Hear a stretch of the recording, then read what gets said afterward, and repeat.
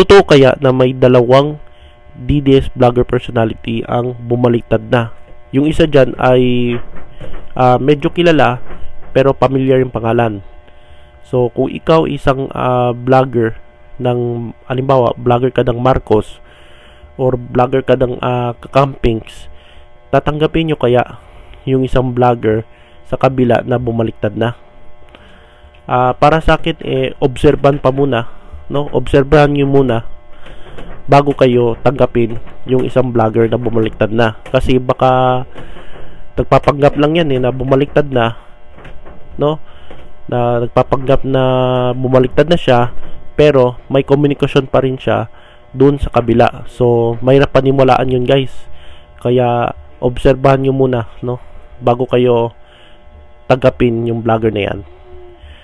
So yung pangalawa, may isang vlogger ni BBM ay mukhang susuko na daw dahil payak-iyak siya doon sa kanyang umiyak siya doon sa kanyang kanyang live dahil inaaway siya ng kapwa vlogger. Si yon, no, si pangalan niya ay si Mima Alicia. So si Mima Alicia, minsan napanood ko yung mga videos niya sa YouTube at medyo matapang, no? Matapang tong babaeng to, parang si Aling Marie. So bihira lang ko makikita ng vlogger na babae, no, na political vlogger yung content. At millennial vlogger to, parang kaedad ko lang itong si Mima, no, or mas matanda pa siya, no, kaysa sa akin.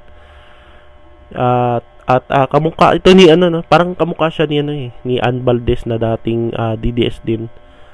So si Mima ay dati yan DDS, no? DDS na yan dati at bumaliktad na. Siya ata yun yung nag-sorry, no? Nag-sorry siya noon kay Trillanes.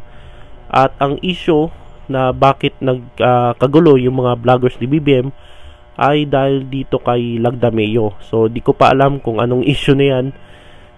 Alam ko ay issue na rin yan, no? Topic na rin yan ng mga DDS, yung issue ni Lagdameo. So hindi ko pa alam kung anong nangyari doon sa issue na yan. So away nila yan, guys, at wala naman tayo paki dyan sa away nila. So ang masasabi ko lang kay Mima Alicia, wag na niya no, at mag-focus na lang siya dyan sa kanyang vlog, no. At sana wag naman magagulo yung vloggers ni BBM. Dapat magrespeto, no, kasi hindi lahat ng vlogger pare-pareha ng opinion. Kanya-kanya tayo kasing opinion, dapat magrespeto na lang, no.